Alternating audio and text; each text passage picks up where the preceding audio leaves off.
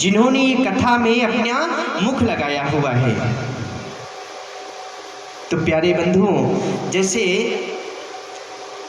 हमने अब महाराज परीक्षित का जन्म कैसे हुआ, 100 कौरव थे और 101 कौरव में महाराज दुर्योधन भी आता था। तो भगवान कहते हैं कि जैसे नारद जी को भाव चढ़ा हुआ था, एक उन्होंने विश्व मोहिनी देखा था, उनमें आकर्षित हो गए थे नारद मुनि स्त्री को देख करके। अरे महाराज हमारा भी विवाह होना चाहिए।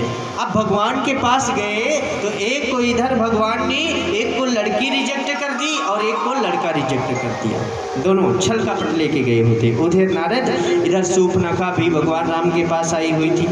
अब नारद मुनि भगवान से कहते हैं कि प्यारे मुझे ऐसा बना दो कि मेरी ही ओर दुनिया देखे। फिर वो कहते हैं जेहि विधि होई नाथ हित मोरा करहु सुबेगी दास में तोरा।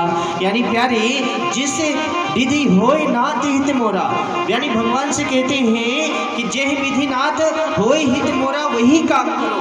तो भगवान तो कहते हैं कि तुम्हारा शादी करने में हित होने वाला नहीं है। और नारद जी ने ये भी कहा कि प्यारे मुझे ऐसा बना दो कि मुझे लोग देखते ही नहीं। अब नारद जी को भगवान ने बंदर का मुख लगा दिया। किसका मुख लगा दिया? बंदर का।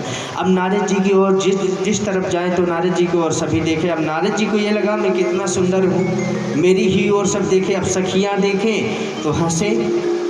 अब नारद जी ने कहा अरे भैया ये अप्सराएं मेरे को देख करके इतना मैं बहुत सुंदर लग रहा हूँ।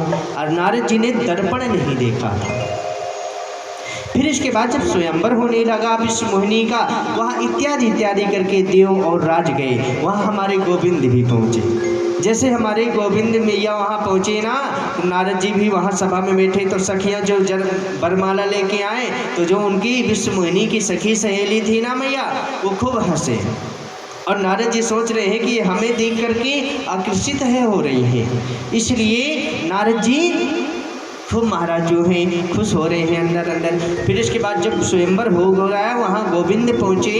गोविंद को ही वो माला विश्व मोहिनी ने अर्पण कर दिया। जहाँ मेरे गोविंद पहुँच जाए प्यारे, वहाँ फिर कौन किसको भाता है। आज जो है गोविंद को, तो नारद जी को जो है खुन्नक पड़ी। अरे नारद जी से किसी ऋषि ने कहा अरे भैया ये जो आपका जो है चेहरा है जरा इसे दर्पण में तो देखो। जैसे ही नारद जी ने दर्पण में देखा तो बंदर का मुख। अब नारद जी भगवान विष्णु के पास गए, क्यों तुमने हमें ऐसा बनाया, तुम्हें मैं श्राप देता हूँ। जैसे नारी के विरह में मैं पागल हुआ, तुम भी जो है नारी के विरह में पागल हो जाओगे, तुम भी खोजते फिरोगे। वही जो है भगवान नारद जी का श्राप लगा हुआ था, वही त्रेता युग में राम बन के आए और मैया सीता की खोज में निकले इधर से। तो आज जो है भगवान ने उनके हित के लिए, तो ये भगवान ऋषि महात्माओं का, ब्राह्मणों की हमें बद्दुआएं मैया नहीं लेना चाहिए। क्योंकि प्यारी ये 3 चीज़ें ऐसा हैं। देखिए अगर हमारे जीवन में माँ बाप की दुआएं हैं, हमारे पास गुरु की दुआएं हैं, हमारे पास ब्राह्मण की दुआएं हैं, हमारे पास जो है संतों की दुआएं हैं, तो हमारा कार्य सफल हो जाएगा। क्योंकि भगवान कहते हैं कि ब्राह्मणों से मुखमासीद बाहु राजन्यः क्रतः ऊरुतर्वैश्यः परभ्यां शूद्रो अजायत। देखिए आप जब ब्राह्मण को भोजन कराते हैं तो ये समझो भगवान के मुख से ब्राह्मण प्रकट हुआ है।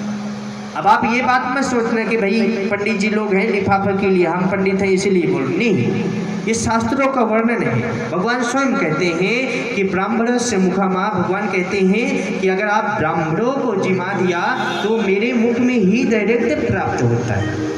देखिए भैया जब आप भोजन कराओ किसी ब्राह्मण को तो जो है बोले आह, फिर जब दक्षिणा लेके जाए तो बोले वाह, तब तो ये सोच लियो कि भाई ब्राह्मण से हमारा उद्धार हो चुका है, हमारी अर्जी पहुंच गई भगवान के पास। पर कौन सा भैया, भगवान कहते हैं कि जो सविता को अर्घ्य देता हो, जो गायत्री जाप करता हो, जो गोविंद के मार्ग को जानने वाला हो, ये नहीं कि इत्यादि इत्यादि घूम रहे हैं तो आप लेके थाली 56 भोग के फिरने लगो, नहीं भैया। जो सविता को अर्घ्य देता हो, जो मेरे गोविंद की कथा का गुणगान करता हो, जो मेरे प्रभु वृंदावन बिहारी लाल को जानता हो, जो उसकी मधुर मुस्कान को पहचानता हो, उसी से